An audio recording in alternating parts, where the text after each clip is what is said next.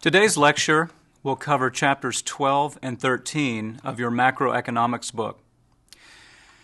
On the course website, you'll notice that preceding this lecture is a lecture on changes in aggregate demand and aggregate supply, which covered chapter 11 of your book. If you have not yet read chapter 10 and chapter 11 and watched that particular video lecture, this lecture today will not be of much use to you, so I would suggest you go back and take a look at those and do your reading, and then read chapters 12 and 13 of your text. Watch the Commanding Heights videos that I mentioned in the last lecture before you watch what we're about to do today in order to increase your chances of retaining this material for the purposes of your final exam. What we're going to do today is compress more than 100 years of economic history into an hour and 15 minutes, perhaps an hour and a half. This 100 and some odd years of economic history is still being played out today in a debate between two of the most famous economists that ever lived. One economist that we're going to be talking about extensively today is a gentleman by the name of Friedrich Hayek. Professor Hayek is from what economists call the Austrian school of economic thought, more traditionally the classical school of economic thought. And John Maynard Keynes, a British economist who came to prominence during the Great Depression and World War II, is the father of what is called the Keynesian school of economic thought. Now, many of you watching this today that are not economics students know that there are several different schools of economic thought on what to do about the problems of recessions, inflation, and stagflation, and what to do to promote non-inflationary economic growth, topics we covered at length in the last lecture. The dominant schools of economic thought we're going to look at today, however, take their roots primarily in the classical and Keynesian schools of thought. So we're going to begin in the year 1776 in talking about the first more than 100 years, 150 years almost, of economic history in the United States of America. And then that'll take us into the Great Depression. We will go through the causes of the Great Depression, the emergence of the Keynesian school of thought. We will talk about the Federal Reserve Bank and monetary policy today, and we will also address the supply side school of economic thought. And we will cover this all the way through the current ideological debate that is taking place here in the year 2010. And if you're watching this in 2012 or 13, that debate is still taking place. So let's begin. The classical school of economic thought takes its roots in the workings of Adam Smith. You recall reading in the early chapters of the book that Adam Smith was a professor of moral philosophy in Glasgow University in Scotland.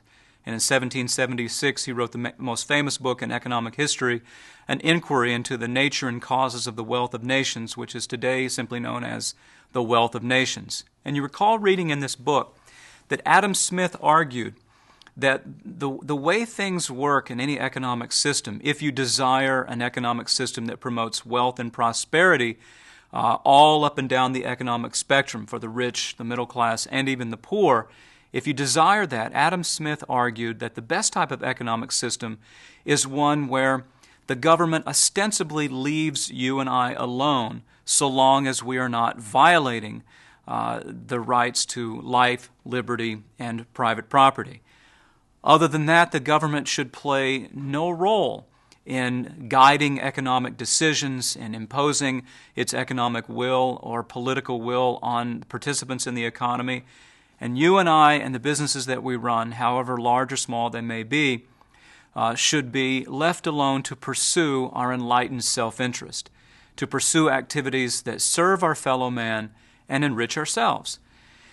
From 1776 until 1933, this was the dominant school of economic thought in Washington, D.C., and for the entire United States of America.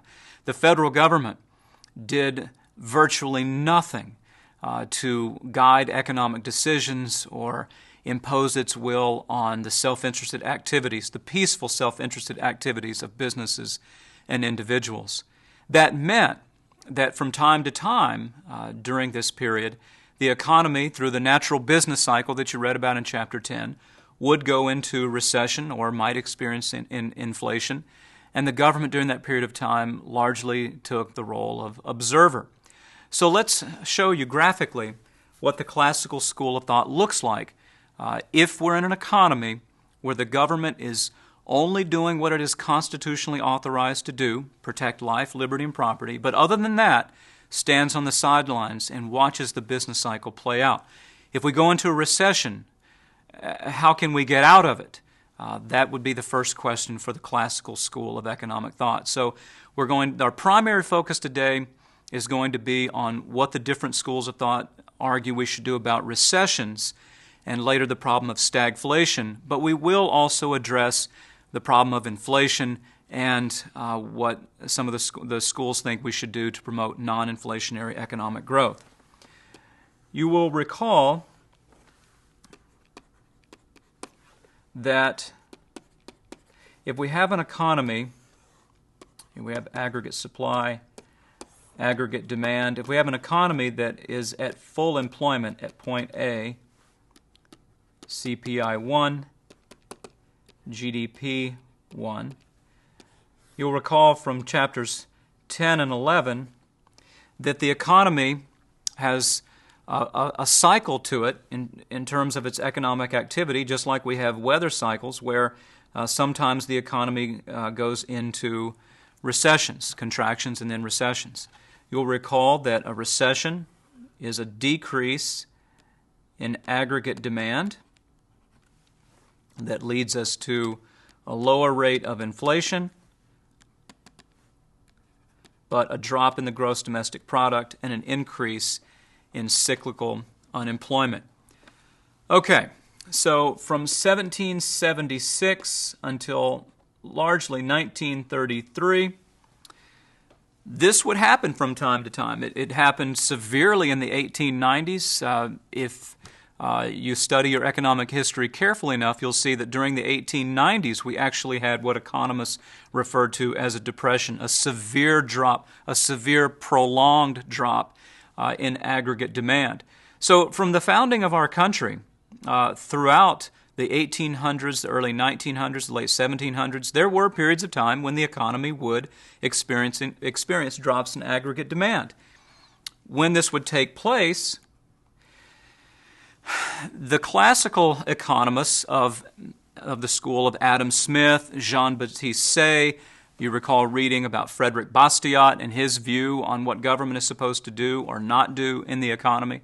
The classical school, if you would have asked Adam Smith at any point during this time, Professor Smith, what is an economy, how do we get out of a recession? What are we supposed to do if the economy goes into recession? Adam Smith or Bastiat or Say or any of those classical economists would have said, well, in terms of we, as a people with an elected government, we, the government, should do nothing about this problem because the economy has a built-in self-correcting mechanism. Here's how it's supposed to work. When the economy goes into recession, what starts to happen over time, you notice if we have the drop in GDP and an increase in unemployment and we have businesses struggling, many facing bankruptcy and what have you, businesses will begin to go to their workers, the biggest cost of doing business, and get those workers to take wage concessions or wage cuts over time. Businesses will begin to go to their suppliers and say, look, we can't afford to order as much steel or as much wire or as much copper or whatever we've been buying from you. Our demand has dropped. We're not selling as much, so you suppliers need to lower your prices in order for us to be able to buy anything from you. So over time, as wages and other key input costs of production begin to go down, you'll recall from our study of aggregate supply last time that input costs are the number one determinant of aggregate supply. And if input costs come down, aggregate supply begins to increase. Well, what that means is, as wages and input costs begin to fall, we start to shift from aggregate supply 1 to aggregate supply 2. Now notice, with this increase in aggregate supply, in the short run we end up here at point C. Look what's beginning to happen here. As a result of falling wages and other input costs, we see further reductions in the consumer price index from the increase in supply. But now notice, if we go down to the business cycle, the economy is beginning to recover and the GDP is beginning to increase. So with that lower pressure on wages and other input costs, we start to see businesses in a more profitable position to start to add workers, start to purchase more capital equipment, purchase more supplies, and economic activity begins to increase. Of course, if we continue this on out to the long run position, aggregate supply increases out to AS3. We end up at, maybe we should call this, let's call this AS at full employment to make sure it's easier to follow. We'll call this CPI at full employment, and notice here at point D, GDP1 is now equal to GDP at full employment once again. So the economy goes into recession to point B, begins to recover to point C, but as we get this continual pressure on input costs over time, the economy fully recovers and we end up back at full employment like we were before the recession began. Now, some of you right away might look at this and say, how realistic is that? Well, consider this. Every recession we went into from 1776 until the early 1930s, where the government did not interfere, and by interfere, there were no bailout programs, no welfare programs, no unemployment compensation, no community development block grants, no government assistance to build sports stadiums, no farm aid or subsidies, no minimum wage, no support for businesses and individuals, largely speaking, to help get us out of the recession or help soften the blow.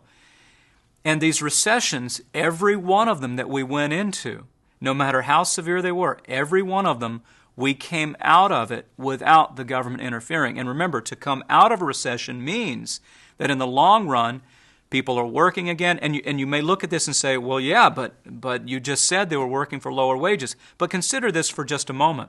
Let's suppose, if we look at consumer price index at full employment, let's say that from the time we go from CPI 1 to CPI full employment, let's say that would mean a wage cut for you of 25%. Now, I know I don't want the college to cut my pay by 25%, but if Valencia came to me and said, look, here's the situation. Your pay is going to go down by 25%, but the price of everything you purchase in the economy has gone down by 25%. So, Mr. Chambliss, you tell us, are you better off or worse off than before? Where clearly you can see if my home equity line of credit or my home equity loan went down in cost by 25%, if gasoline went down, if healthcare went down, if my Miami Dolphins tickets went down, if the price of everything that I purchase in this market basket went down by 25%, I would be perfectly fine with Valencia cutting my pay by 25% because I would be no better off or worse off than I was before. And certainly if I'm keeping my job, and remember at full employment, at GDP full employment, now the problem of cyclical unemployment has gone away, so you're working for less, but prices have fallen dramatically, but you've now gotten a job again, or you've kept your job. So when you look at this, don't be misled into thinking that in the classical model, it means that once the economy recovers that we're worse off than we were at point A. we're just as well off as we were at point A. Others of you may look at this and say, well, how practical is this for the year that we're living in now? I mean, you may see two problems with this. You may look at this and say, well, first, this is an economic model in the absence of government. And second, this is an economic model that assumes that we're going to be able to get wage concessions and other price concessions by key suppliers. Both of those are very good points. To a very large extent, it is impractical for us to argue that we should pursue a purely classical approach here in the year 2010 or whenever you're watching this. Government is now 25% of the macroeconomy. For years it was around 20%, but now with the bailouts and the amount of money that we spent on the stimulus package this year, $862 billion, the amount of money the government has spent largely taking over parts of General Motors and the banking industry. Government is now 1/4 of the economy, and it is totally unrealistic to say, hey, let's bring back Adam Smith and Bastiat and get to a position where government is close to 0% of the economy other than providing a military and post roads and other things it's constitutionally allowed to do. But other than that, let's get rid of all government assistance to businesses. Let's get rid of welfare for the rich, welfare for the middle class, welfare for the poor, and let's just let the economy guide itself. The government is not going away anytime soon. So in many ways, when we look at this picture, we are talking about something that worked very well for a long period of time, about 150 years of this country's history, when the government was not a major player. Back in the day, if the demand for horseshoes went down, the blacksmith knew that he was going to first have to lower his prices. That's point B on your diagram. But the workers for the blacksmith knew he was going to come around and say, "Look, we're going to cut your pay by 11. Do you want to keep working? If you want to keep working, if you want us to stay in business, with demand down and me having to charge lower prices, I'm going to cut your pay by 11%. And I'm going to go to the people that provide the coal for us to create the flames to make horseshoes. They're going to cut their prices as well. So in order for us to survive, we're all going to have to take wage, and I've had to take price concessions. So the blacksmith couldn't say, hey, you don't need to take a pay cut. I've applied for a bailout by the federal government. Or there's this special consideration that the government will give me to keep us in business. And the workers wouldn't have come to the blacksmith. This is a critical point here. Please keep in mind, right now, you can be eligible for up to 99 weeks of unemployment benefits if you've been laid off at your job. But in 1912 or 1890, whatever, the workers of the blacksmith could not look at him and say, you're not going to cut my pay. I'll just go apply for food stamps and unemployment compensation, because there was no such thing as food stamps and unemployment compensation. So the world is different now. But I want to impress upon you the fact that this does not mean it is impractical for large parts of the classical model to still be used today. Consider this, and not only to be used today, but it still is used today. In the recession we went into between 2007 and 2009, the Starbucks Corporation closed, I think the number was around 600 of its stores. Now think about how this fits into the Adam Smith and Bastiat and Say view of classical economics. So during a recession, the demand for relatively expensive coffee begins to go down. So Starbucks starts to see which of its stores are underperforming and are not making as much profit, or now incurring losses based on location and traffic and whatever the case might be.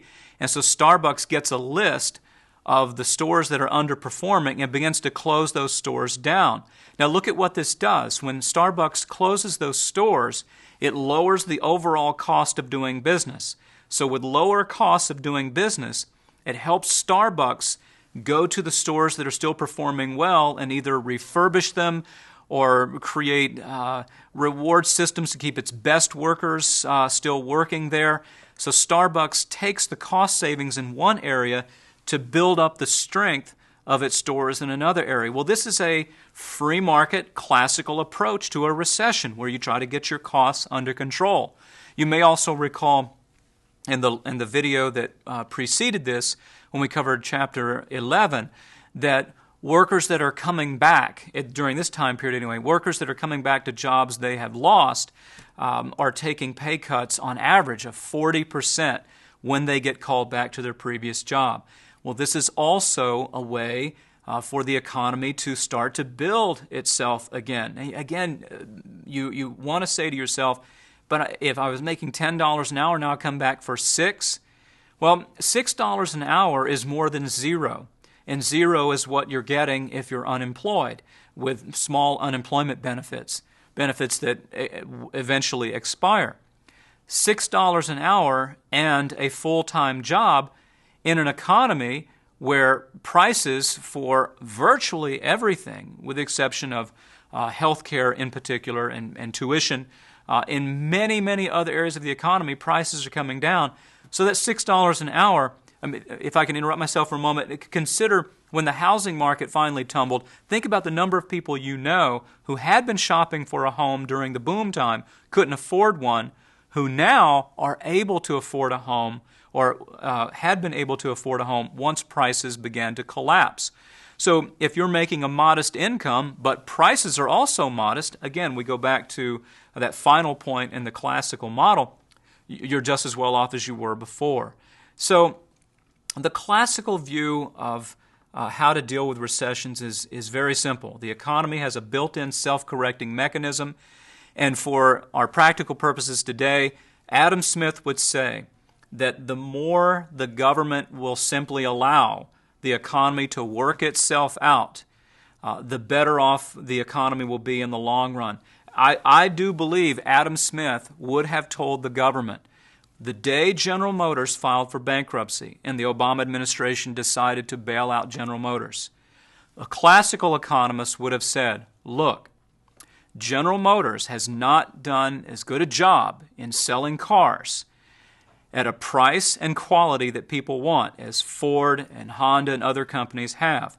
So it would be better to allow General Motors to go bankrupt and either reorganize and try to come back stronger, that's adapting to what the marketplace is telling you, or to fail completely. And if General Motors did ultimately fail, that would not mean the failure of the automobile industry. We're getting cars from China now that are relatively inexpensive.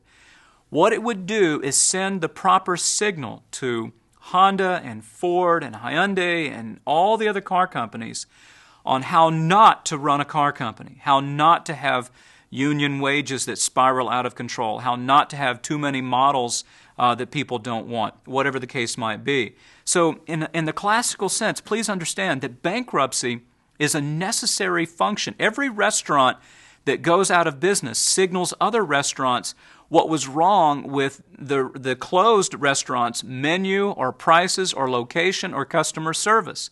By allowing bankruptcy to take place, Joseph Schumpeter once called this creative destruction.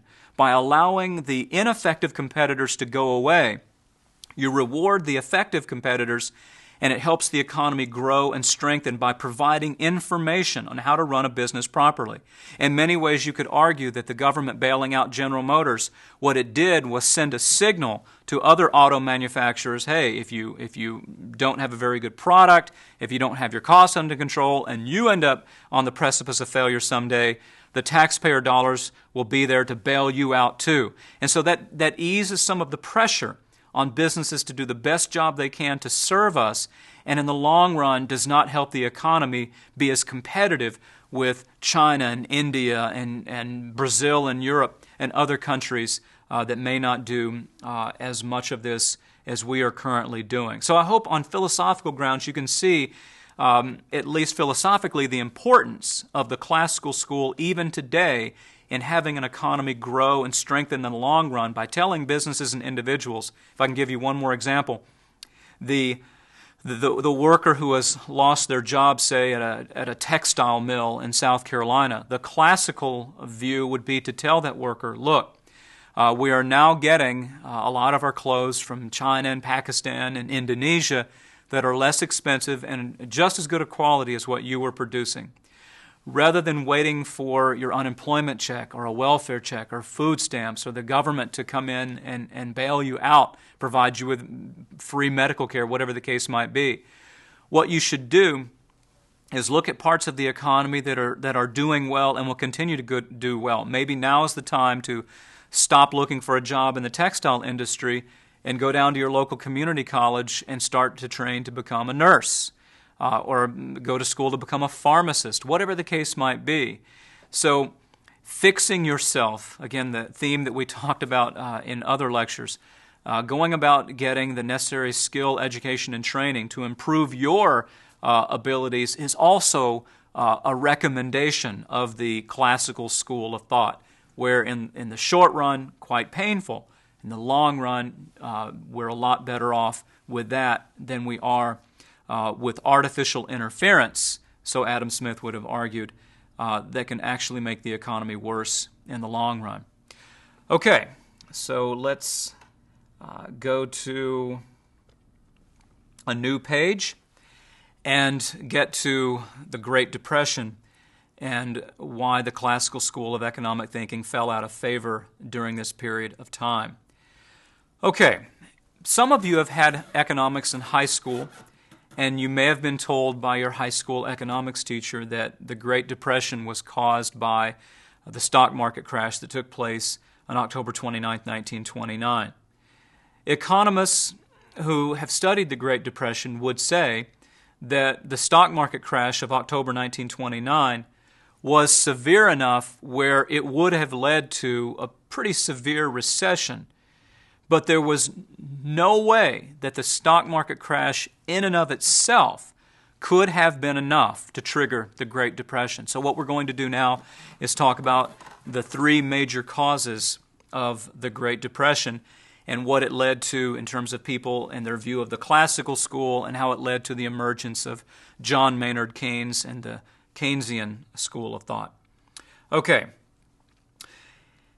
When the 1920s, the roaring 1920s, saw tremendous increases in wealth and prosperity, during the 1920s, we also saw a dramatic increase in the amount of people that were investing in the stock market.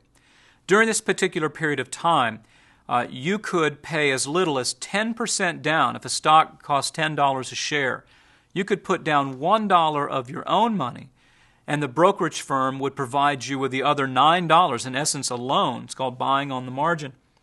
And you could gain that stock. With the understanding, of course, that at any time the brokerage firm could make what's called a margin call and tell you, look, we need the other $9 that we have loaned you. A lot of people went deep into debt speculating on the stock market. And as you'll see, as you hopefully have already seen in the Commanding Heights DVD series, the big stocks that were the most popular were the radio stocks, RCA in particular. So we had this enormous run-up in the demand for stocks during the 1920s, fueled by speculation, just like we had in 2000 in the internet stocks and in the early part of this century with the housing market. And eventually, as we said last time, demand goes up too much, prices go up too much, the sellers come in. In this particular case, to make a very long story short, the sellers came pouring in October, culminating October 29, 1929, where there was a huge sell-off, a huge increase in the supply of stocks made available by people trying to get out of the market. Prices collapsed. And with prices collapsing, you started to have people who had borrowed a lot of money. They were getting their stocks, their margin calls called in. They didn't have the money. People started to panic. People were scared that their net wealth was beginning to erode because so much of their wealth was tied up in the stock market. And so they started running down to the banks to withdraw money, to get liquid, as we talked about last time. And when they ran down to the banks, they discovered there was no such thing in 1929 as the Federal Depositors Insurance Corporation that provided insurance on your first $100,000 of savings or now your first $250,000 in savings. banks had loaned out a tremendous amount of money, not only to people speculating in the stock market, but people speculating in Florida real estate and other markets because the economy was in fact booming. So banks are only required to hold a certain percentage of their assets in reserve. The rest of it they loan out to make profit. So when people began running down to the banks to withdraw their money, it didn't take long before the bankers were telling them, look, all of the cash that we have in hand has been taken out by people just like you. And the other 200 of you in line hoping to get your money, we don't have it. Banks started to call in loans. The people that had borrowed the money to buy farming equipment or to invest, whatever, they couldn't pay the money back right away. When they couldn't pay the money back, the banks began to foreclose on people. Banks started to close down. We had a massive increase in bank failures during this period of time. So the stock market crash and the bank runs that it triggered, that would have been bad enough to trigger a pretty severe recession. In hindsight, maybe a recession lasting, 2 or 3 years, depending on the economists that you speak with. But compounding matters were decisions made by the United States Congress and the Federal Reserve Bank of the United States of America. First, the Hoover administration decided to increase the top income tax rate from a high of 25%. So in 1929, if you were a highly productive American citizen, you only had to pay 25% of your earnings in tax. Hoover increased the top income tax rate to 63%. So think about this for a moment. We're in the middle of what's going to be a pretty tough recession. Wealth is deteriorating. The people that have the biggest resources and therefore have the best opportunity to help the economy get out of this situation by starting a new business or expanding a business or taking risk, now they're seeing their after-tax earnings fall from 75% when they only had to pay 25% income tax, and now they were only going to be allowed to keep 37 cents on the dollar, facing a 63% marginal income tax. That tax increase, many economists argue, contributed significantly to the further erosion of aggregate demand and the Great Depression. We also had Congress getting into the act by passing something called the Smoot-Hawley Tariff Act. Congress reached the faulty conclusion in the early 1930s that one of the best ways to get the American people to start buying American goods and services once again would be to discourage them from buying foreign goods and services. So Congress increased tariffs on average by 62.5% on our trading partners all over the world. Well, our trading partners were not too thrilled with this, and global retaliation began to take place against the United States and countries against one another, because you then saw tariffs start to increase on our goods and services being shipped back and forth from other countries. And so in the early 1930s, we saw a collapse in international trade, largely stemming from trade wars that stemmed from punitive tariffs imposed by governments. So far, we have a huge increase in income taxes, and we have an increase in tariffs combining to decrease consumption, decrease investment, and decrease net exports. Finally, the Federal Reserve Bank got into the act. The Federal Reserve Bank was created in 1913 to help prevent massive drops in aggregate demand, to be the lender of last resort. The Federal Reserve Bank was largely created in response to the depression that took place in the 1890s, where we saw huge increases in unemployment and business failures, in businesses and individuals unable to get access to credit to try to keep themselves moving forward. So Congress created this central bank to be a place that other banks could go to borrow money, to keep those banks open and therefore extend credit to businesses and individuals to keep them moving forward, to soften the blow of downturns in the business cycle and not allow for such massive drops in the business cycle. So 20 years into its history, now we see the Federal Reserve Bank, it's their opportunity to do what they're supposed to do, and that is provide credit to banks and therefore businesses and individuals. But the Federal Reserve Bank largely sat on its hands and allowed people to withdraw this money without offsetting it by infusing new money into the banking system.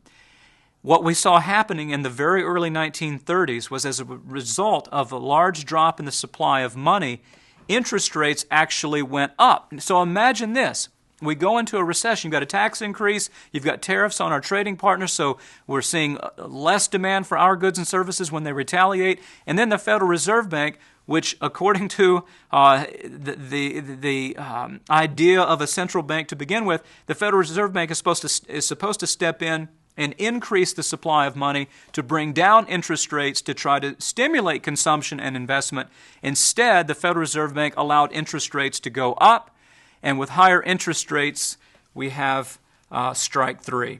So the Great Depression was caused principally by mistakes made when it came to tax policy, international trade policy, and monetary policy by the Federal Reserve Bank. Stock market crash was bad, but in hindsight, most economists would agree there was really no reason for us to have a depression where, starting in 1929 and carrying through to 1941, the day the Japanese bombed Pearl Harbor, the unemployment rate was still 14%. That did not have to happen, but it did. The Hoover administration, a lot of people don't understand this, but the Hoover administration, actually before Franklin Roosevelt became president in 1932, the Hoover administration had already started the process of trying to increase government spending to try to provide employment and jobs for people. But the Hoover administration was largely looked upon as being somewhat uncaring. You may recall there's a movie called Cinderella Man about a boxer during the Great Depression. You may recall a scene in there where he goes into Central Park and to what people called Hooverville, where people were living in shacks as far as the eye could see. Many Americans thought that Hoover was largely detached and unsympathetic to their plight, and so the American people began to lose faith in the system of free market capitalism that we had had since 1776. So Franklin Roosevelt ran for president in 1932 advocating what he called the New Deal. In essence, the old deal was you go pursue your self-interest. The government is not going to tax you much, it's not going to regulate you much, but it's on you to make sure that you're a productive individual or business. Good luck, and when the economy goes into recession, it'll fix itself over time, but the government is not going to step in and try to fix things on anybody's behalf. Well, the American people did not want that anymore. We saw a huge increase in enrollment in America's Communist Party in the 1930s. We saw a tremendous distrust of banks and of Wall Street and of big business. This should sound familiar because the economic forces and the perception of capitalism and the perception of the economy's ability to fix itself, the perception that led to the election of President Obama in 2008 was precisely the same perception that led to Franklin Roosevelt's election in 1932. Fear that the economy would not self-correct and distrust of Wall Street and banks largely led to Franklin Roosevelt and Barack Obama becoming President of the United States of America. When Mr. Roosevelt became president, he immediately embarked upon a new campaign that did away with, ostensibly, the classical view of economic thinking and began to borrow from what was called Keynesian economics. So let's take a look at the Keynesian view of recessions and how to fix them.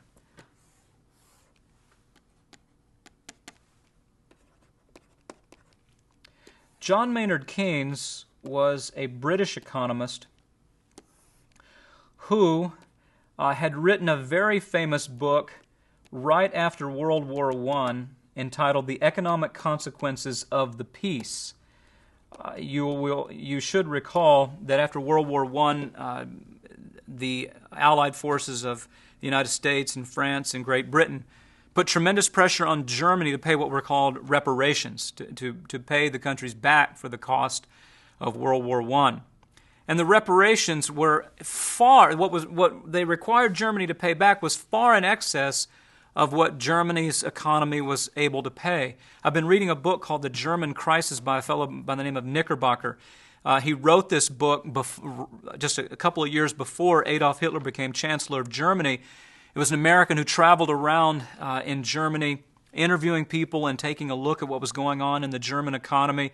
And it was incredible, the mass poverty that was going on in Germany and the pressure on the German people and businesses, in essence, to come up with this money to pay the reparations that the Allied forces were requiring of them.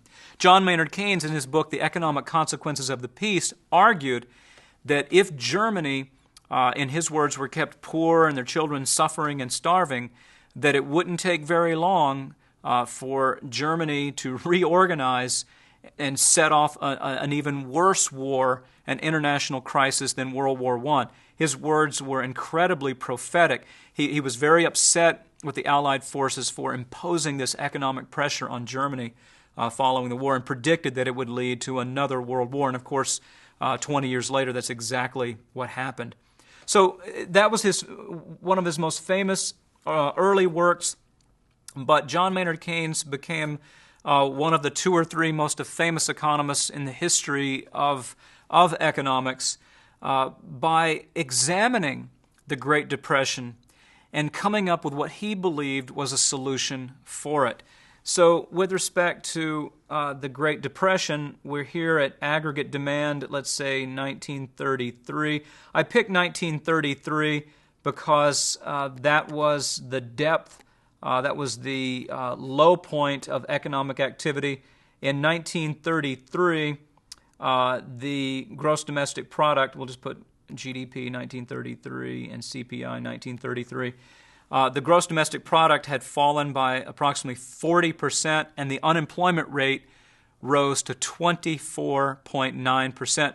By comparison, you may recall people saying that the problem that we had recently was similar to the Great Depression. No way. We went to just above 10% unemployment. We had just above 10% unemployment in 1982. We did not get anywhere near a 40% drop in the gross domestic product, and we certainly did not get to 24.9% unemployment. Nothing that has ever happened in our American history before the 1930s or since can compare to the Great Depression. So if you're ever out there talking to people and they compare what's going on now to the Depression, please ask them to go find somebody who lived through the Great Depression and talk to them about it, because economists know it and the elderly know it. There's nothing that compares to what we went through then. So we're in this situation, and now John Maynard Keynes is asked to fix this. And as it turns out, ironically, both Franklin Roosevelt and Adolf Hitler, if you read your book carefully, you will see that both Roosevelt and Hitler believed very deeply in the proposal that John Maynard Keynes made. He didn't go meet with Hitler, but they liked what he was saying about how to fix an economy. And of course, Hitler took the Keynesian view in one direction, military expansion, and we took the view in another direction, attempting to create economic growth. But nonetheless, both of them were followers of John Maynard Keynes. Okay, to start, we have to start with what Keynes said was wrong with the classical view.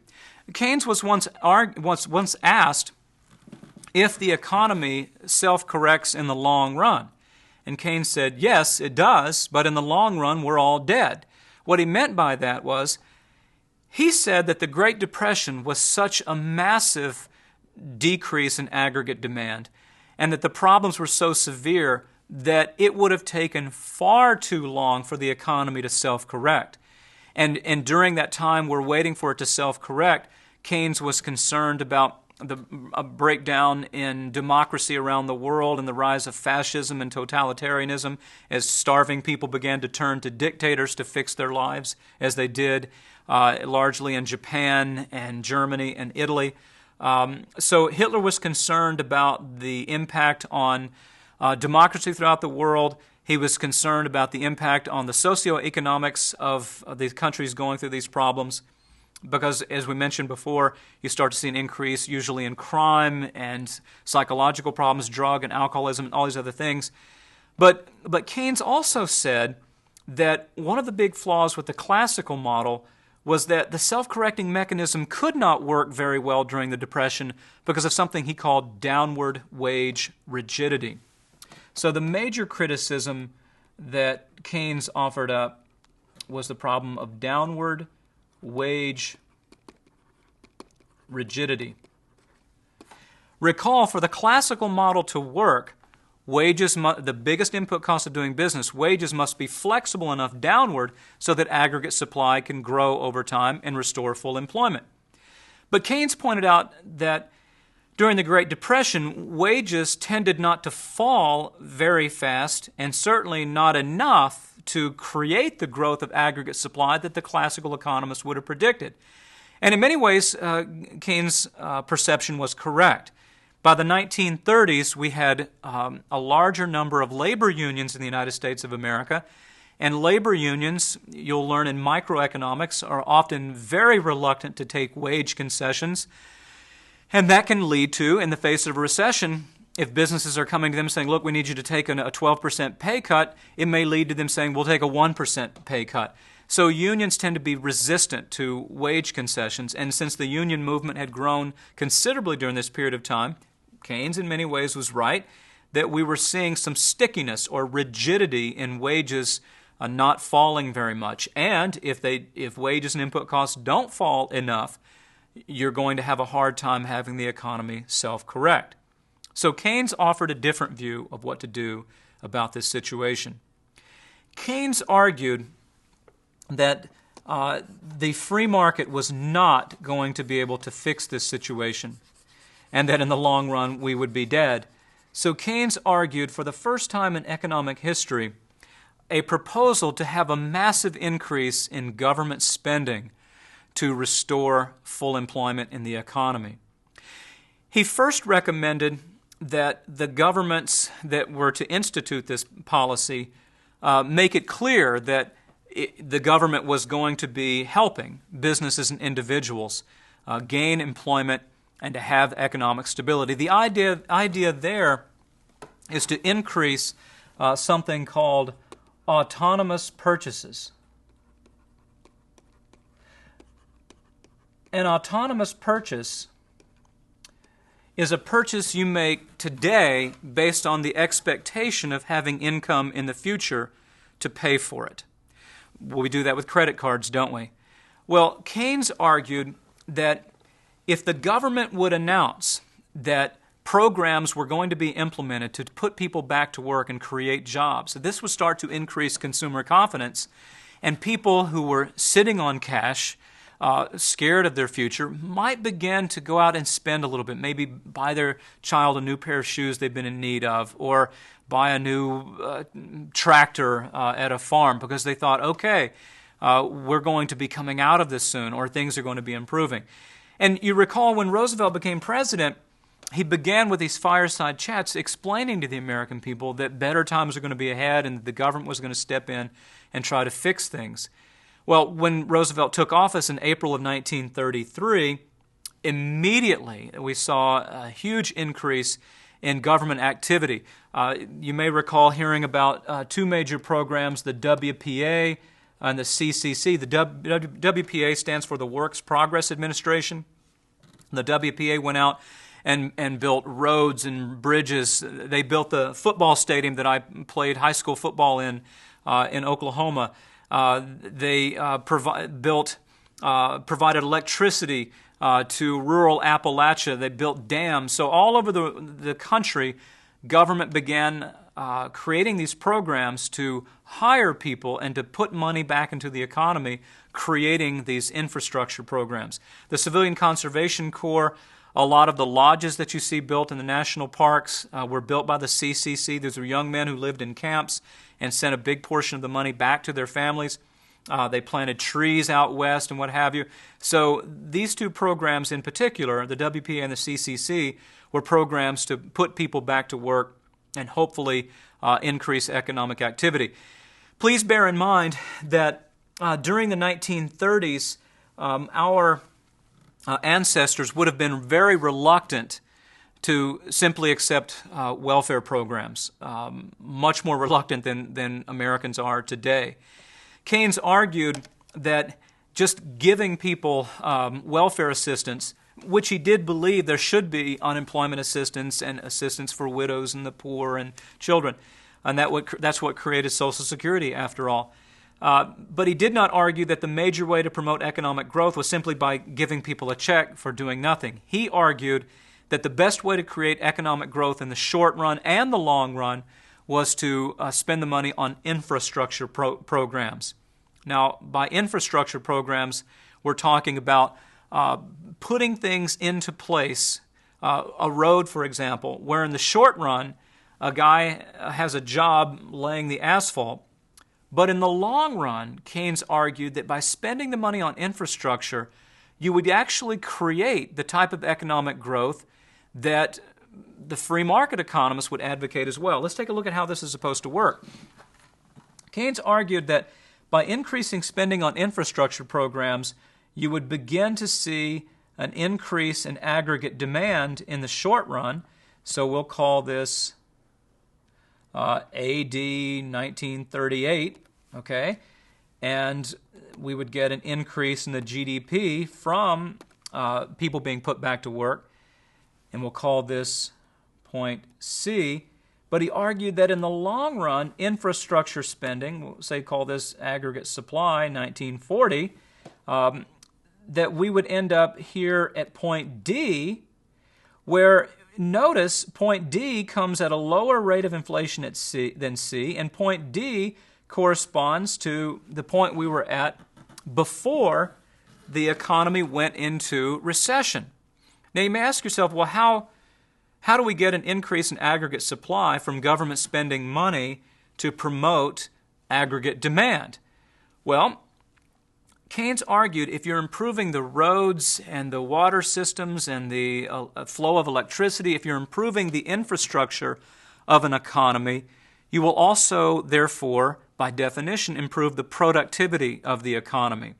And if you recall, one of the determinants of aggregate supply was the productivity, the quality of key inputs. And it makes a lot of sense. The better internet connections we have, the more reliable the electric power grid, the more lanes we have on a highway, the more economic activity that can take place at a quickened pace.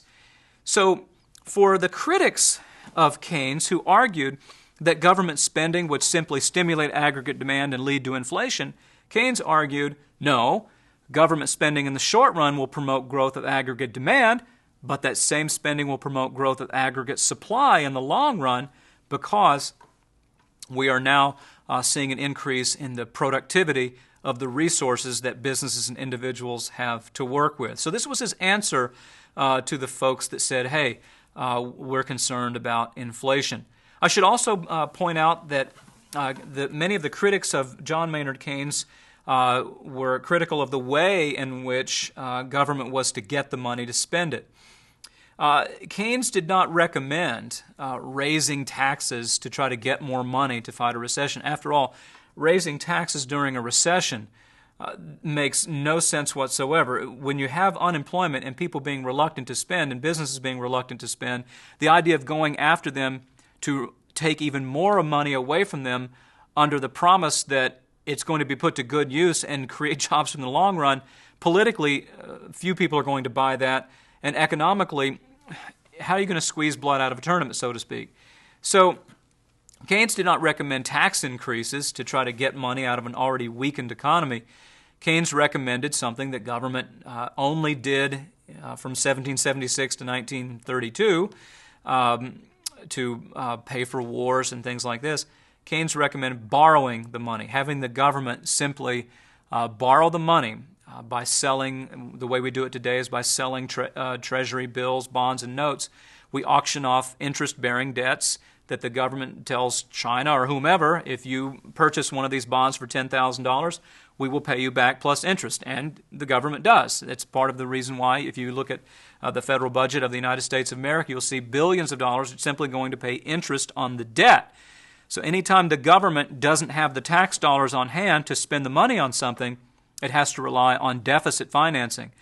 And so the government was to come in and simply borrow the money, not worry about running deficits, and that led to many critics saying, well, look, if in the short run you're borrowing all this money to finance government spending, that money is going to have to be paid back plus interest, and that means the taxpayers in the long run are going to be hurt by the taxes you're going to have to charge them to pay for this spending now, plus the interest that you are going to be incurring on this debt, and that we're going to end up having a growing and growing national debt. The Keynesian response to that was, in the long run, we won't have to worry about deficits and debt at all because, in essence, a growing economy will pay its own bills. Think about this argument for a moment. By the time we get back to point D, where people are back to work, businesses are now growing as a result of all this government spending, an increase in the GDP back to full employment means that you have more workers and more businesses. That means even without raising taxes, more workers means more income tax being paid. More businesses means more capital gains and corporate income tax being paid. And so Keynes argued that, and this is a part that it almost pains me to say without laughing, Keynes argued that during recessions the government's supposed to increase borrowing to promote economic activity, but when full employment has been restored, the government is supposed to, hang on to your seats, reduce government spending and run surpluses. Now you can start laughing, because jumping ahead to our current time, this interpretation of Keynes somehow got missed by politicians going forward, because we do not see politicians saying during full employment the government is not going to spend money to help businesses and individuals. In essence, one of the criticisms that comes from the political economy of Keynes is that he was a little bit short-sighted in seeing that once government starts spending, it doesn't stop. Politicians get elected promising to take the money from somebody in Rhode Island and spend it on mass transit in Florida. The guy in California gets elected by saying we're going to take the money from people in Florida to build earthquake-proof buildings in California. So the voters like to see money come to their districts. They don't like to see the money going somewhere else. But with the vote trading that takes place in Washington, D.C., and of course in state capitals, but primarily Washington, D.C., you end up seeing an increase in spending throughout the entire country and the enormous national debt that we have today. So that's jumping ahead a little bit, but that was the Keynesian response to the Great Depression. The biggest part of the Keynesian model, however, is his deep belief that he had discovered something called the multiplier effect. This is the heart, the multiplier effect. This is the heart of Keynesian analysis, and I encourage you in your textbook to take a look at the mathematical equation that deals with the multiplier effect. We're going to talk about the technical details and how this is supposed to work right now. In essence, John Maynard Keynes believed that he had discovered mathematically that for every $1 the government spends on a new bridge or a new highway, that the gross domestic product would go up by more than $1. You might say, well, how's that supposed to work? For every dollar I spend at a grocery store, they don't give me $1.50 in groceries. Well, think of it this way. Keynes argued that when the government, let's say, gives a construction company a contract for $1 million to help lay asphalt on a highway, the construction company now has to purchase more petroleum to make the asphalt that goes into the roads. So it orders more petroleum from the oil company. The oil company, if this is going on all over the country, the oil company realizes it needs to build more rigs to pump more oil out of the ground to satisfy the demand for oil that is trying to satisfy the demand for asphalt, to satisfy the demand for construction activity building these roads. So they go to the people that manufacture rigs and place an order for more rigs. Well, the people that make the rigs realize we need more steel to make these rigs, so they place an order for more steel to make the rigs.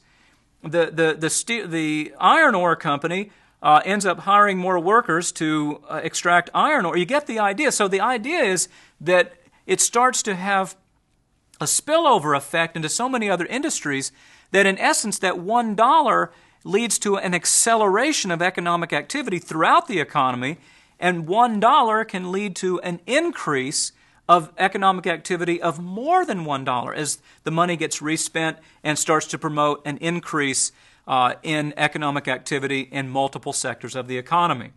This is the key to the Keynesian argument.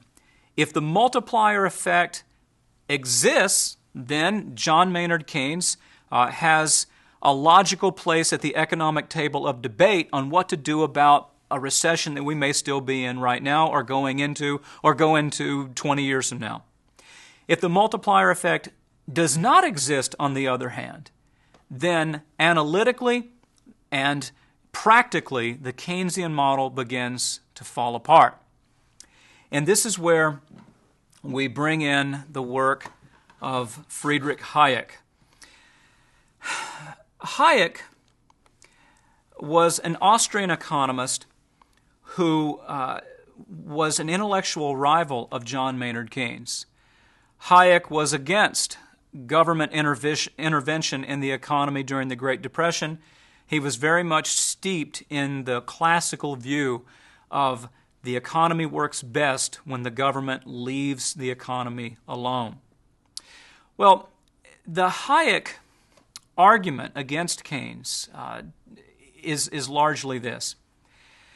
Let's think about the biggest argument for Keynesian economics, or the biggest example of the success of Keynesian economics that is given by people who are advocates of Keynes. And that is the example of World War II.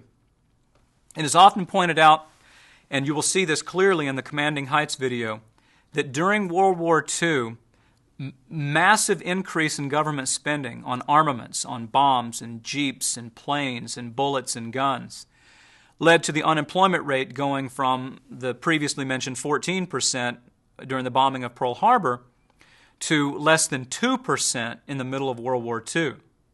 And the gross domestic product increased dramatically during World War II. So let's take these arguments. So proponents of Keynesian economics say that unemployment decreased during World War II and the gross domestic product increased during World War II, and that government spending increased during this time to bring about a final end to the Great Depression. Well, I'm going to share something with you before I get to World War II. I want you to think about something for a moment. We had the Roosevelt administration coming in 1933 and began this frenetic activity to increase the gross domestic product. So one might ask the question, before we get to the World War II discussion, one might ask the question, if Keynes said we can't wait for the classical model to fix the economy because in the long run we're all dead, well, we had never gone into a depression prior to 1930 or a recession prior to 1930 where it took more than 10 years for the economy to self-correct. So when the government was not involved in the economy to any great degree at all, we never saw it take as long. Remember, the stock market crash in 1929, We were still in the Great Depression in December of 1941. So we'd never had a period where the business cycle tanked for 10, 11, 12 years before when the government stood on the sidelines. Well, maybe it's because this downturn was so severe. Well, Keynes argued that the multiplier effect would lead to a rapid expansion of aggregate demand and an increase in aggregate supply, and it would more quickly restore full employment than if we waited on the free market to do it. But that goes back to the question, why were we still in if the Keynesian model works so well, why were we still in a depression 12 years after it began? Listen to these words. For those of you that have this edition of the textbook, you can find this on page 307. If you have a newer edition of the book, it will still be in there as a concept check. On May 6, 1939, Treasury Secretary Henry Morgenthau said, now remember, the Treasury Secretary, Tim Geithner, has been the Treasury Secretary in the Obama administration. One of the, Alexander Hamilton was the first one. I mean, this is not an inconsequential person. This is not somebody ranked 7,223rd on the political totem pole. This is the Secretary of the Treasury, Henry Morgenthau, who said in 1939, "We are spending more than we have ever spent before, and it does not work. We have never made good on our promises. I say after 8 years of this administration, we have just as much unemployment as we started and an enormous debt to boot." And this is footnoted where you can find the source for this quote. So before World War II, we have Franklin Roosevelt's Treasury Secretary saying that none of it has worked and all we have is debt.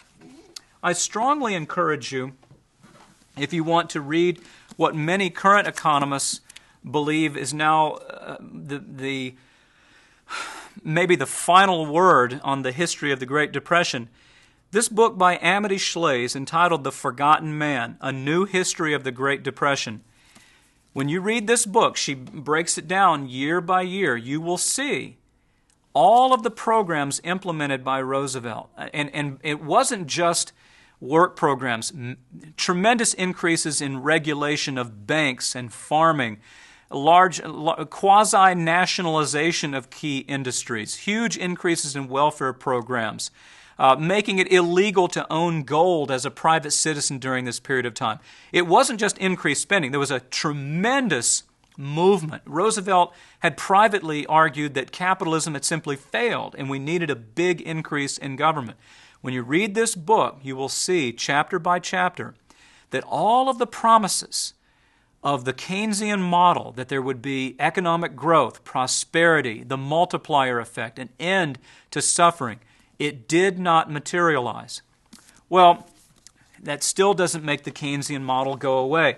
You still have advocates of Keynes saying, well, World War II, we finally got it. World War II was when government spending finally ended the Great Depression, and that it was proof that that spending money on weapons, even Keynes argued that that a grand experiment had begun if we can see that expenditure on armaments can lead to economic good.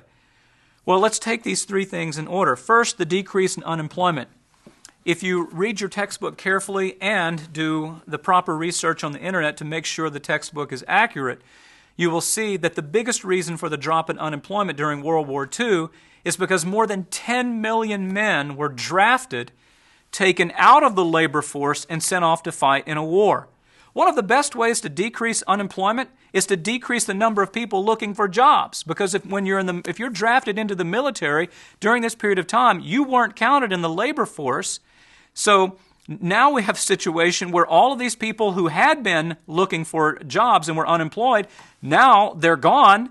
So you decrease by 10 million people the number of folks looking for jobs. The unemployment rate has to fall as a result of that.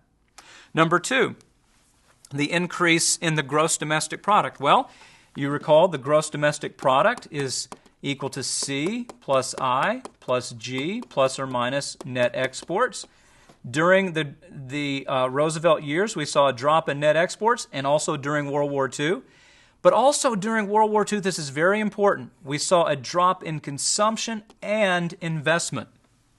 If you do your reading carefully, you will see that during the war, for a period of time, it was illegal to buy tires. It was illegal to buy a new car.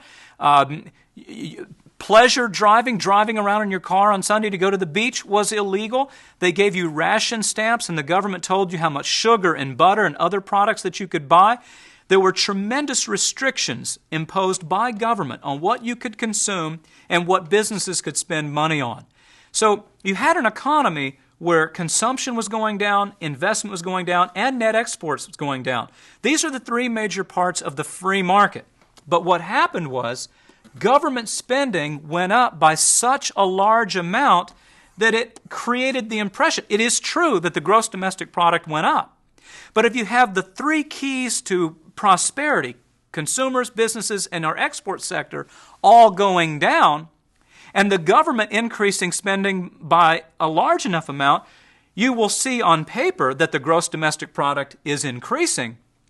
But it's only increasing because, in essence, the government has become the economy.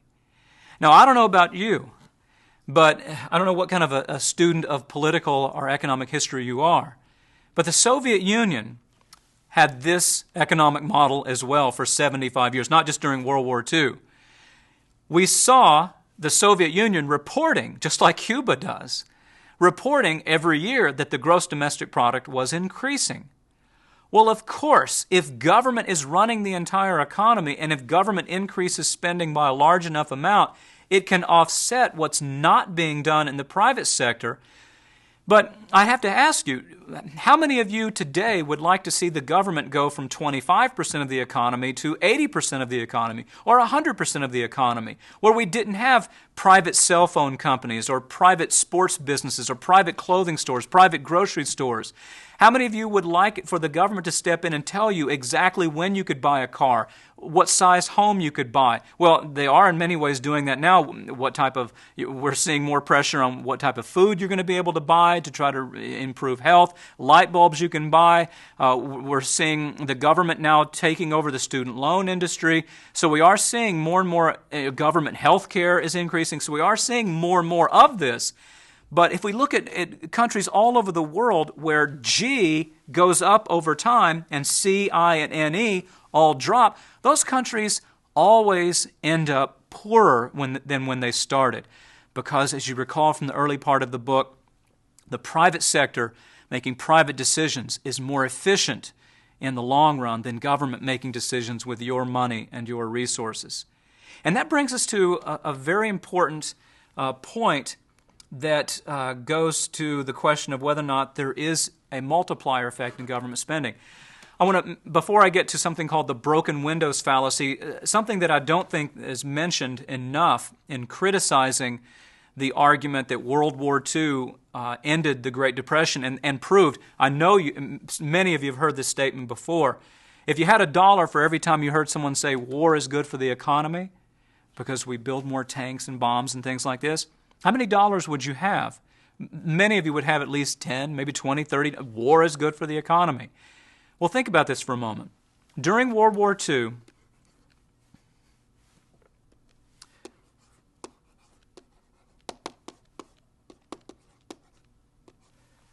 $55 million. That is the number of people that were killed during this war.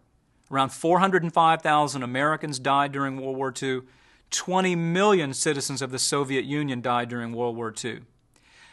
If you're an accounting major or a finance major, I'd like to ask you this question. You can work out the numbers on your own. Everybody else, just think about it from a philosophical standpoint. War's good for the economy. What if those 55 million people had not been destroyed by the ravages of nuclear weapons or firebombing or bullets, however they ended up dying? What if those 55 million people had an opportunity to live? All we have to do is take life expectancy, starting in 1939 when Hitler invaded Poland. All we have to do is take the average life expectancy in the countries that lost these 55 million people and multiply the number of years the average person did not get to live. Let's say the average person died when they were 20 during the war. And let's say back then the average person lived to be 60. So that's 40 years where they would have been working and producing, many of them running businesses, some of them becoming highly successful. 55 million people times 40 years of lost earnings and productivity. How much money does that come up to? You could easily, if somebody ever does this calculation, I bet they would easily find that scores of trillions of dollars were destroyed in economic activity and prosperity when 55 million people lost their lives during this war. So this is something that's not mentioned enough, but when you say war is good for the economy, you need to be very careful. You may not get the same response from the people that are dying or ending up in wheelchairs or having their limbs torn away by the ravages of war. But what I want to focus on primarily is this idea of the multiplier effect in World War II and something that Bastiat called the broken windows fallacy. Many, many years ago in France during Bastiat's time, as the story goes, some economics minister or somebody in the French government during a time when the French economy was struggling recommended that the French government hire teenage boys to go around throwing rocks through windows in order to end the recession in France. And you may think to yourself, how do you do that? Well, think about it for a moment. The logic is simple. You're standing in your store one day and someone throws a brick through your window. Let's say it's a $300 window. So now you're standing there looking at the shattered glass, and it's during a recession, and somebody walks in the door, a Keynesian economist walks in the door and says, do not fret. Look at it this way. You're going to have to hire somebody. You're going to have to buy more glass. And you're going to have to buy trim for the glass. And somebody's going to have to put the glaze around the windows. Somebody's going to have to put in the silicone caulking and paint the windows. And you're going to have to pay somebody to clean up this mess. So look at all of the jobs you're going to create by employing somebody to clean this mess up and put in a new window. Don't you see that for every dollar you spend, you might spend $300 on new glass and create $450 in economic activity. And if we just broke more windows, this recession would be over very quickly. Heck, if we broke more windows and could have a hurricane and a war at the same time, the economy would recover at lightning speed. Bastiat said, the difference between a good economist and a bad economist is that the bad economist can see what is seen, and the good economist can see the unforeseen. Now think of it this way. $300 in property is destroyed. You put the $300 window back.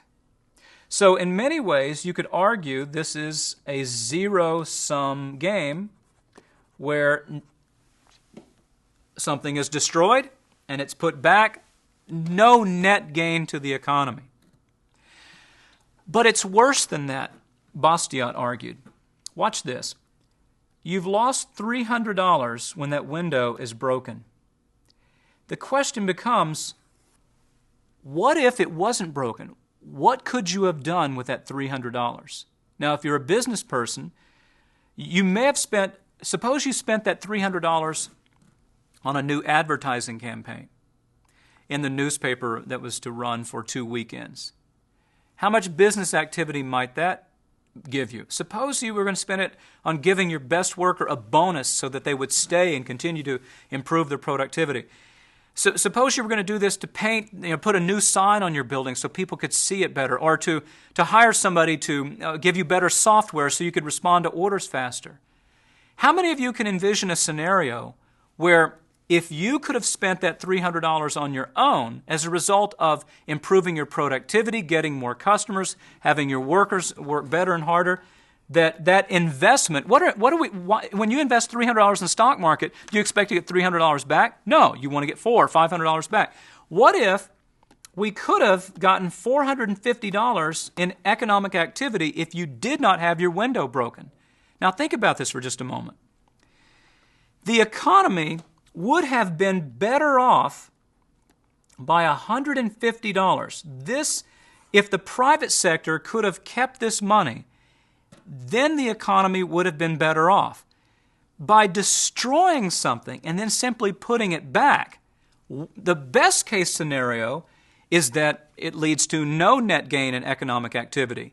But if you consider this, since war destroys resources that could have been used for more productive purposes, the economy ended up losing $150. This is what would have been gained had the shopkeeper been able to keep the money and make his or her investment. So by it not being gained, we lost $150 in economic activity. Translation: Bastiat and eventually Hayek.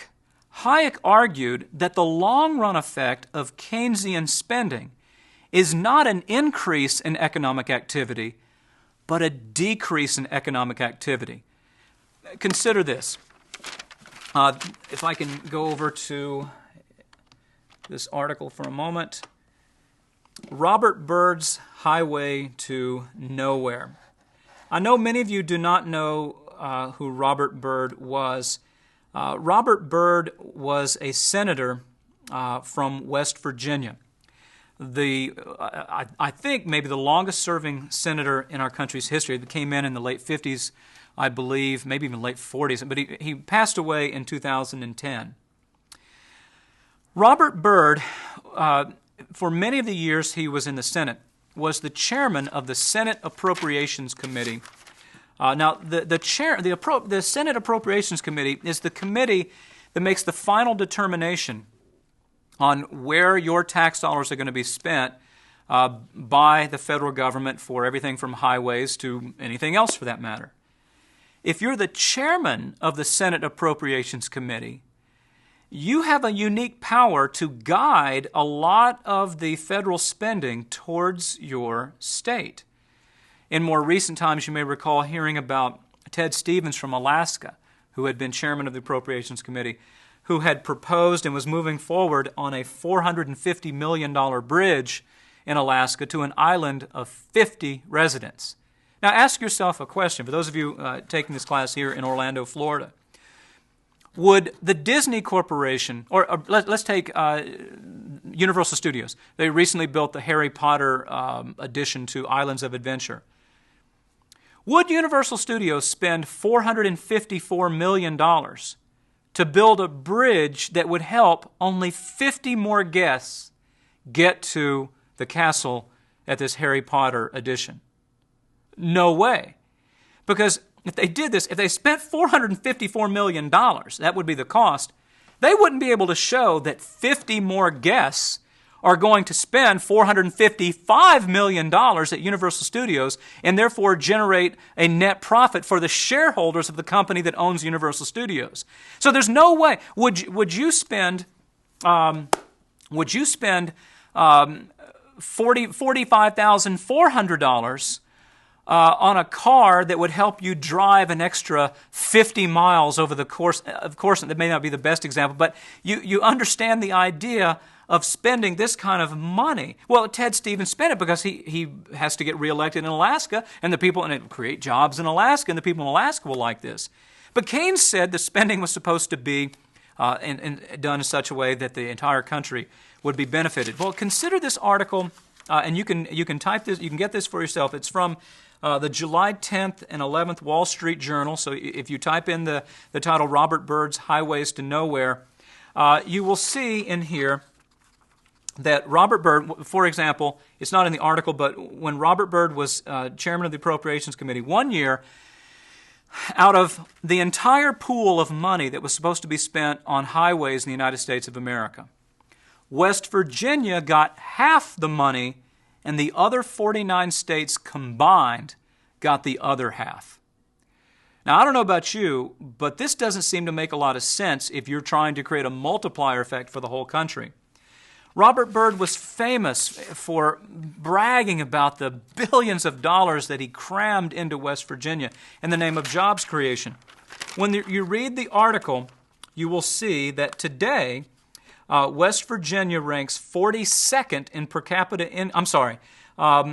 In 1959, West Virginia ranked 39 in median family income and 42 in per capita income. Today it ranks 48th. So all this spending in the name of jobs and prosperity, and West Virginia ranks 48th in per capita income. You'll also see in the article that West Virginia, now 51% of their economy is based on government spending. And according to the Fraser Institute, West Virginia right now ranks 50th in economic freedom in the United States of America. You recall in chapters 2 and 3 when we looked at the trade-off between economic freedom and economic security, that the more security you have, the more government takes care of you, the less freedom you have. So West Virginia ranks dead last in economic freedom, meaning it would not be a very good place for you to go if you wanted to pay low taxes, have low regulations, be able to start a business with a lot of hassles. And even though it ranks so high in security, over half of its economy is based on government spending, it ranks almost last in income for the citizens of West Virginia. This is one of the biggest criticisms of the idea of the multiplier effect is that what's really happened with Keynesian spending is that it's led to tremendous increases in what economists call pork barrel spending.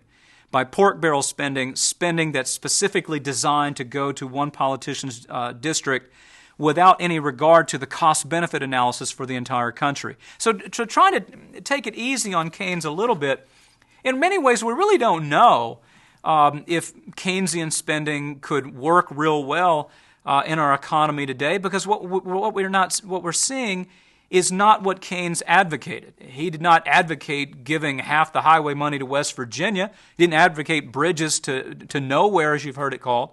And I don't think Keynes would have advocated what we have seen recently in the Obama administration, where you may recall the administration passed an $862 billion stimulus program to help create economic jobs. To help create jobs in the United States of America. So going to our next Wall Street Journal article from July 15, 2010, when the $862 billion package was passed, the Obama administration, in their calculations, said that for every $1 spent, it would lead to an increase in the GDP of $1.50. And according to the Obama administration, listen to this very carefully, the Obama administration said that if it did not spend any money at all, if it just left it to the private sector, that by 2010, the unemployment rate would be 9% if we just relied on the private sector. Folks, the unemployment rate today is 9.5%. I hope you're catching what we're saying here. They said that for every dollar spent, GDP would go up by $1.50. So for an $862 billion stimulus package, that would be an economic increase in economic activity by what? $1.3 trillion? And they said that with this stimulus, we would end up seeing unemployment fall to 8% or below. But if we did nothing and just trusted the private sector, unemployment would go down and still be around 9%. Well, as the Wall Street Journal points out, since the unemployment rate is actually 9.5%, and they said if we counted on only the private sector, it would be 9%, what are we to say about that other 0.5%? Are we to say that the stimulus package has actually led to disincentives to create jobs in the private sector? Friedrich Hayek would say absolutely yes. If you do your homework on this issue, you will see that all of this increase in spending has led businesses who are and even President Obama has acknowledged that in the long run, it's businesses that are the prime driver of economic activity and job creation. Everything you read shows that right now businesses are hoarding record amounts of cash. I implore you to do the research for yourself. You don't want to take my word for it. You need to do this research on your own, that businesses right now are hoarding record amounts of cash. And this makes a lot of sense that they would do this because if we look at, Alt-Tab. If we look at what businesses are facing heading forward to 2011, if I can scroll down for just a moment. Okay, let's take a look at what's supposed to happen in 2011 to the tax code. You'll see here on this table that the current income tax rate is 10% on incomes between 0 and $16,750. I would imagine this applies to many of you watching this. Starting in 2011, that tax rate is supposed to go to 15%. That's right.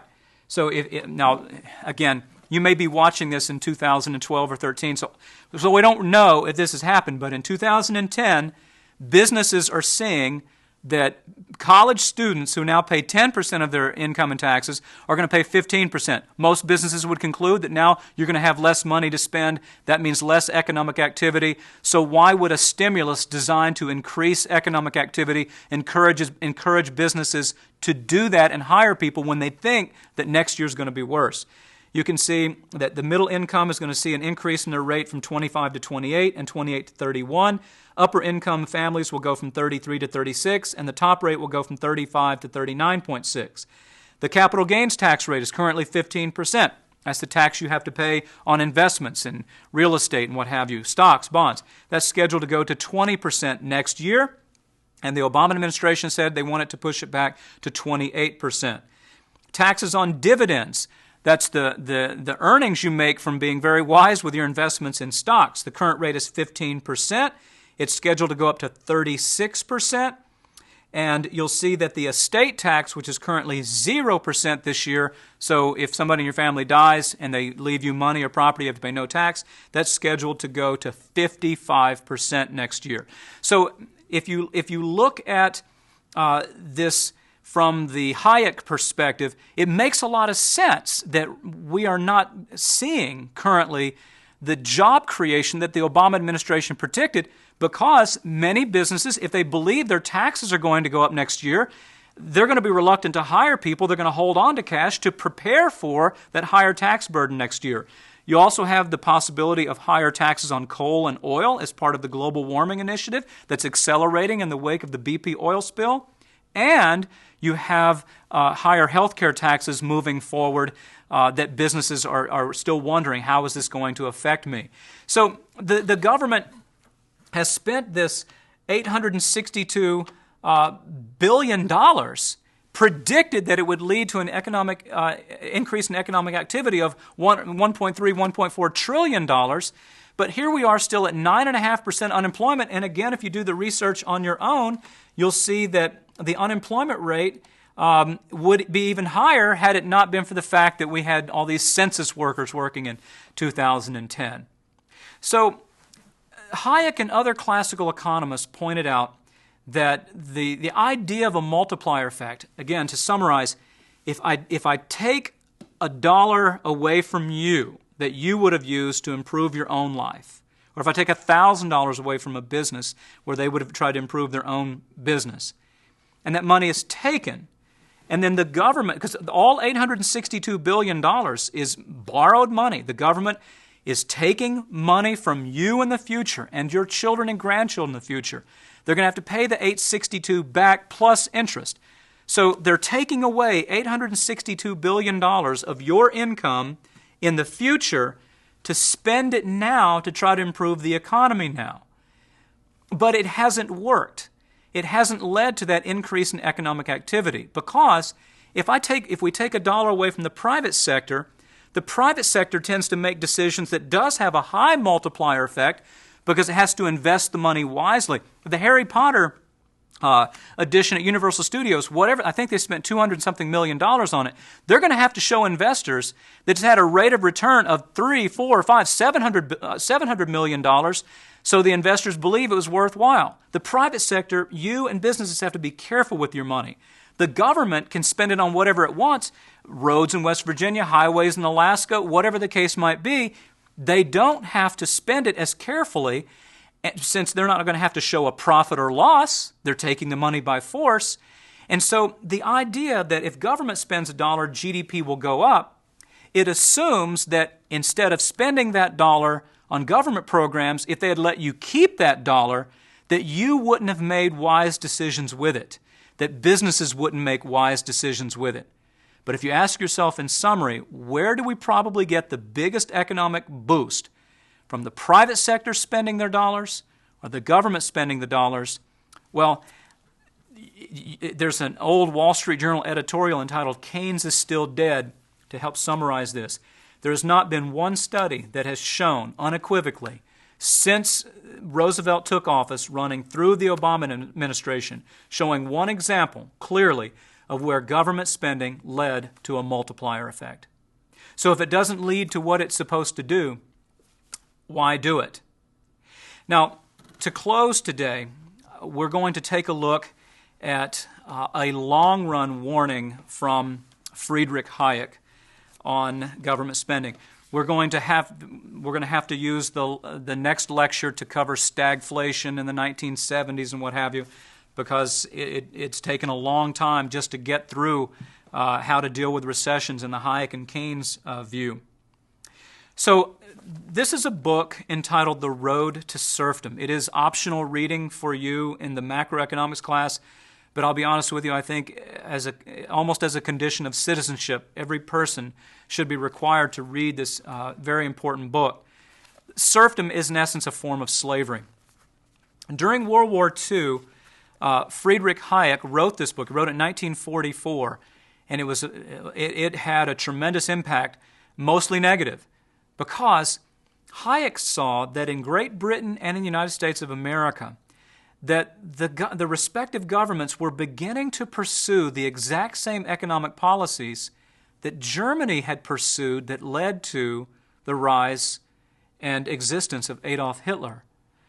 And so Hayek wrote a book warning the United States and Great Britain that it needed to avoid the same sort of economic policies, Keynesian economic policies, because if it did, in the long run, it would lead to similar fascist, perhaps totalitarian, or at the very least, a poorer country in both places as a result of the massive weight of government regulation. And when I see you next time, you will have seen the videos from the 1970s and 80s where we're going to look at stagflation and the Hayek and Keynesian view of that, so we can understand better where Hayek's predictions ended up becoming true, and he won the Nobel Prize as a result of it.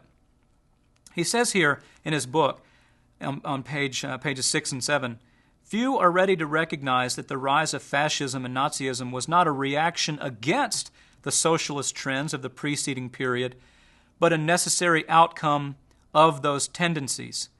Many who think themselves infinitely superior to the aberrations of Nazism and sincerely hate all of its manifestations work at the same time for ideals whose realization would lead straight to the abhorred tyranny. Is there a greater tragedy imaginable than that in our endeavor consciously to shape our future in accordance with high ideals, we should in fact unwittingly produce the very opposite of what we've been striving for? So what he's saying here, in the name of creating, to be honest with you, when I hear the phrases hope and change that were a big part of the election of President Obama and the massive increase that we've seen in government involvement in our lives, you could argue these are high ideals. I mean, Mr. Obama, I think you could argue, is well-meaning and he wants good things. He wants people to have jobs. So he's very well-meaning in the green initiatives and extending unemployment benefits and having government own 60% of General Motors and the $862 billion stimulus package. But Hayek warned that the more we do this in the long run, the more it ultimately has to lead to extremely high taxes, extremely high regulations over your economic activity, and the more taxes we pay and the more we are regulated, the less freedom that we have. And that ends up begging the question, how much freedom in the long run do we want to have?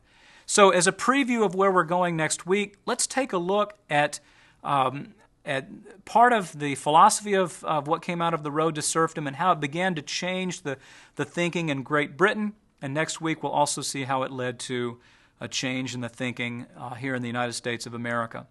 I hope you've been able to manage this very long lecture and that it has been useful to you. And as always, good luck in your studies. Let's take a look. It all began with chickens. Lots of chickens. A revolution in Britain's eating habits was to lead to a revolution in politics. In 1953, an old Etonian farmer called Anthony Fisher was looking for new ideas. He took the opportunity to go to America, where he was introduced to factory farming of chicken in sheds, not in cages. And he brought this idea back to the UK. Fisher introduced intensive battery chicken farming to Britain. The humble chicken was about to lose its freedom. Chicken was something you ate on Sundays if you were lucky, and as everyone will now know, chicken is probably the cheapest meat you can eat, and that was really due to him. So Fisher put a chicken in every pot and a fortune in his pocket. But curiously, he wanted to turn his money into ideas and change the direction of Britain's political life.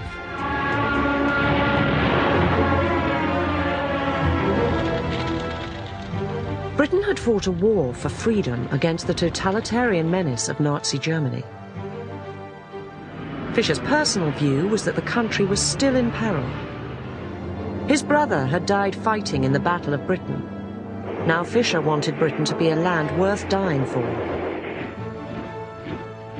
The war had been won, but fear of totalitarianism lingered on. The Soviet Union was seen as a threat by all sorts of people. George Orwell first described its menace in Animal Farm, and down on his farm, Anthony Fisher worried about the future.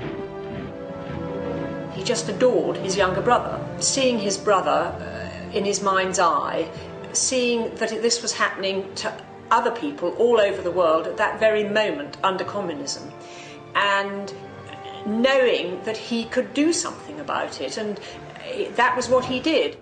Fisher didn't share in post-war euphoria.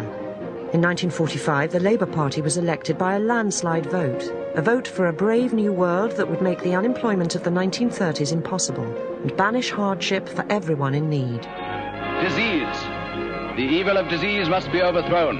The voluntary hospital and the expensive nursing home are not enough to maintain this nation in good health. Most young people immediately after the war had seen their parents suffer from unemployment. They may have had a job, but it was always threatened.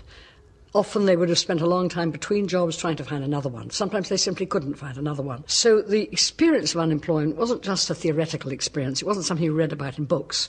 And so you got this passionate desire on the part of people who were emerging from the war to make sure that there would not be mass unemployment. It was hard to describe how grim it was. Idleness. There must be no mass unemployment. The giant evil of only yesterday. The new government had radical ideas. It nationalised key industry and introduced the welfare state and the National Health Service. The intention was that society should care for us from the cradle to the grave. The nurse told me I could now apply for my maternity benefit. Good. And as it amounts to 36 shillings a week for 13 weeks, well, it's not what it seems does. That nurse sounds a pretty nice person. And John? Yes?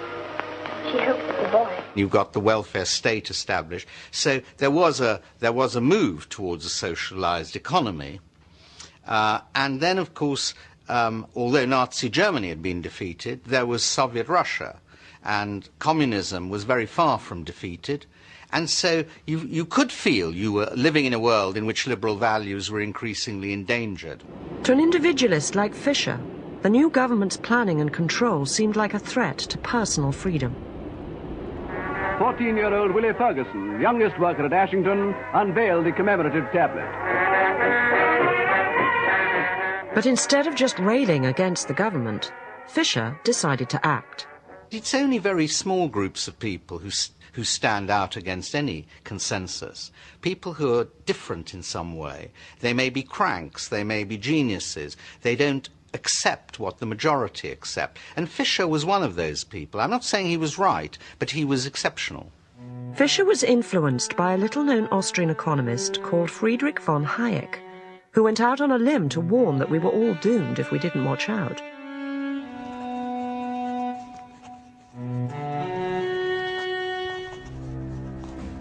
I have come to regard the writing of this book as a duty I must not evade.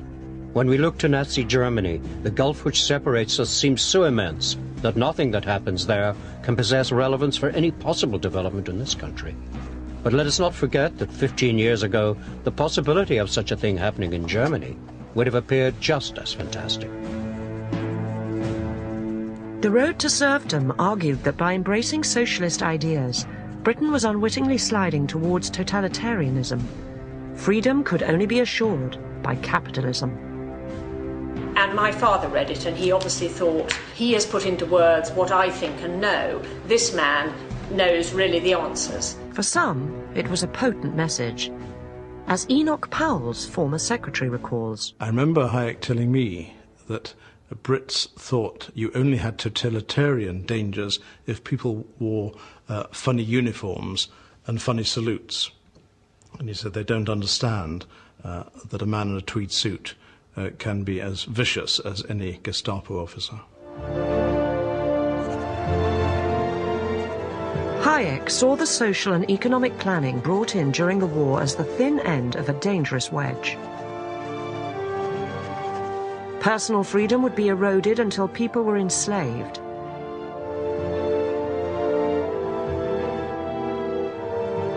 It's rather like today when the government has a little security, you know, in the name of security, it just curtails liberty a little bit. And everyone says, well, you know, of course it doesn't curtail liberty by very much. And then the next thing curtails it just a little bit more because there are some unintended consequences of the first. And so you get a gradual erosion, which no one is in favour of. Everyone proclaims their devotion to liberty all this time. But you get this erosion.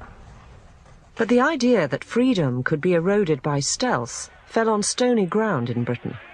Hayek's message was generally thought to be sensationalist or wrong-headed. The road to serfdom was ignored in Britain, ignored much more than in the United States, where I think it was taken more seriously. The message did percolate into odd corners, like Anthony Fisher's farm, and a lab in Oxford University, where it acted like alchemy and helped to turn chemistry student Margaret Roberts into a politician. Right or wrong, many years later the Road to Serfdom did become a standard text for the Blue Revolutionaries in our story. But in the beginning, state intervention ruled the political roost. Providing hospital and specialist services, medicines, drugs and appliances, care of the teeth and eyes, maternity services. Let's go forward into this fight in the spirit of William Blake. I will not cease from mental fight, nor shall the sword sleep in my hand, till we have built Jerusalem in England's green and pleasant land. Von Hayek was employed at the London School of Economics, where he'd been since 1931. When Fisher discovered this, he wasted no time in asking to meet him. And so it was that Fisher met von Hayek and explained that he planned to go into politics to turn things around. Von Hayek's response was not what he expected. Hayek said to him, don't go into politics. You have to alter public opinion. It'll take a long time. You do it through the intellectuals, the second-hand dealers in ideas. Von Hayek took Fisher under his wing and introduced him to his own private thinkers' club in Switzerland. Anthony Fisher was also initiated into liberal market thinking through the Mont Pelerin Society, which was started by Hayek in order to counter what he saw as the drift towards socialism and collectivism. And this was a small group of liberal-minded economists, and they met once a year in Switzerland and kept alive the flame of, as he saw it, of freedom, economic freedom and political freedom. And a lot of the people who made an impact in the 60s, 70s, and later had their initiation through the Mont Pelerin Society.